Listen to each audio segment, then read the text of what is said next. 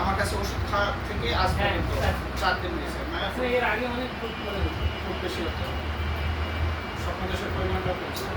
একদম। আর আপনার যে ব্যথাটা, এই ব্যথাটা তো এখানে?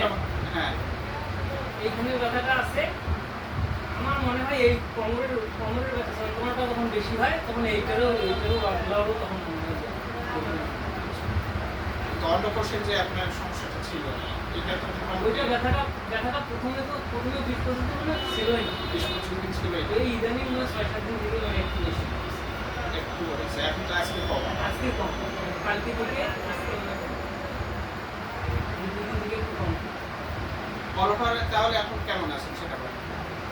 মানে এখন ভালো আছে কিন্তু ওই 28 মানে আমি ওইটা জানতে চাচ্ছি যে 1 মাস যে আমি আপনাকে চিকিৎসা দিলাম, 1 মাস চিকিৎসার আগে তো আপনি অনেকদিন ধরে চিকিৎসা করলেন বিভিন্ন জায়গায়। সেই তুলনায় কেমন মনে হচ্ছে? কিন্তু এক জায়গায় করছিলাম অনেকদিন করছিলাম। আচ্ছা, এখন মনে হয় হচ্ছে না। ভালো মনে হচ্ছে।